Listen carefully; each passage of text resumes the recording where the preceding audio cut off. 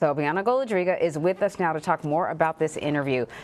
This is a fascinating get, as we say in the business. And there are all sorts of elements of this story that I'm really sort of interested in. But I think for me, the most interesting component has to do with whether or not Huawei violated the sanctions against Iran, right? Because that's why we have his daughter awaiting extradition in Canada. And from some of the reporting that I've read, there's some pretty compelling proof here against her. He seemed very adamant about not stealing intellectual property, not stealing private data.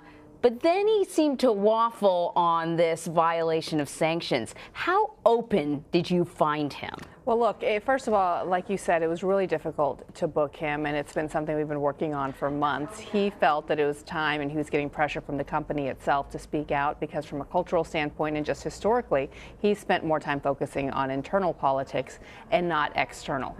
But I agree with you. It was the sanctions violations questions. When you talk about his daughter and her arrest as she was making her way through Vancouver, going to Mexico, of course, the U.S. Had wanted extradition rights to her. The Canadians arrested her, and there were numerous sanctions violation accusations that they presented.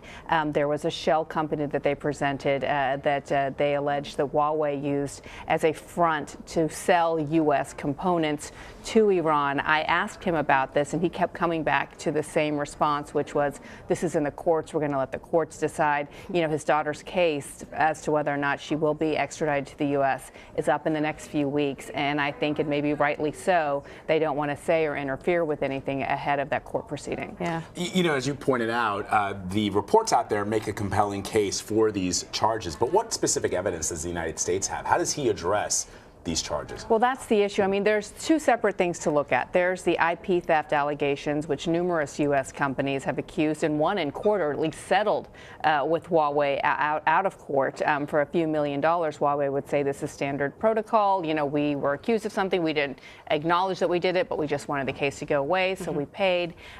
So there's evidence of that, and I presented that to him, to which his response was, we don't steal. I punish people who do steal, though there's a lot of internal documents that maybe would beg to differ. The other big issue, of course, is a backdoor to the Chinese government, and that is what U.S. national intelligence has been concerned about for years, especially as we anticipate the rollout of new 5G technology, fifth generation technology. The U.S., as of now, has not publicly released any information. It's all classified, if any, that exists that shows a smoking gun that Chinese companies, including Huawei, have provided a backdoor to the Chinese government. As you know, this is an ongoing issue around the world, where U.S. intelligence officials and the Vice President and the Secretary of State were just in Europe trying to convince and maybe put a little bit more than just convincing pressure.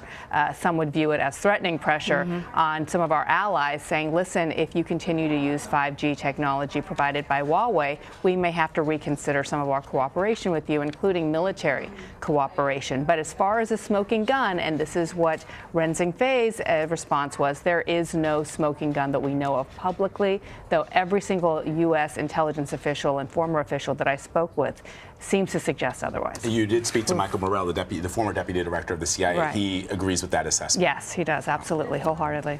Great interview, Bianna. Thank you for coming by. Thank you. Good to see you guys. Good to see you.